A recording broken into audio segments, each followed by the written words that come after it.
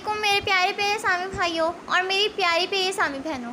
आज हम हज़रत शेख शिबली रहमतुल्लाह अलैह के खूबसूरत फरामैन सुनेंगे।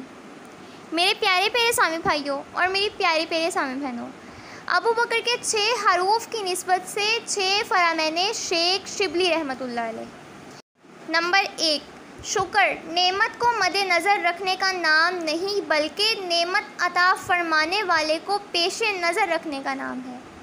नंबर 2, मुसलमान का जब दुनिया से रुखसत होने का वक्त करीब आता है तो उसका रंग पीला पड़ जाता है, क्योंकि वो बारगाह खुदाबंदी में खड़ा होने से डरता है। मुसलमान जब अपनी कब्र से निकलेगा तो उसका चेहरा चमकदार और रोशन होगा।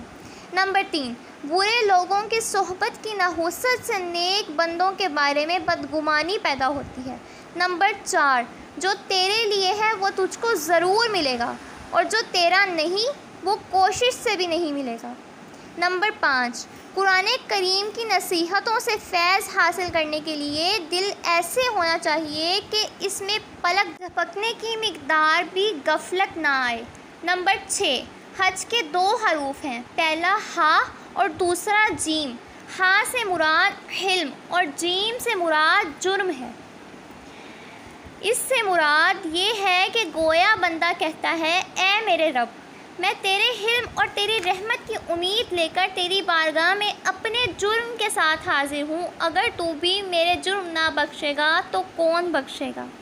मेरे प्यारे प्यारे इस्लामी भाइयों और मेरी प्यारी प्यारी इस्लामी बहनों, आज हमने फरामैन शेख शिबली रहमतुल्लाह अलैह सुने हैं। मेरे प्यारे प्यारे इस्लामी भाइयों और मेरी प्यारी प्यारी इस्लामी बहनों, ये फरामीन बहुत खूबसूरत हैं। हमें इन पर ज़रूर अमल करना चाहिए और आजिज़ी करनी चाहिए और अल्लाह पाक का हर लम्हे शुक्र अदा करना चाहिए, क्योंकि शुक्र अदा करने से नेमतें बढ़ती हैं। उम्मीद करती हूँ आपको मेरी वीडियो पसंद आई होगी। आपने लाइक, शेयर और सब्सक्राइब ज़रूर किया होगा। फ़ी अमानिल्लाह, अल्लाह हाफ़िज़।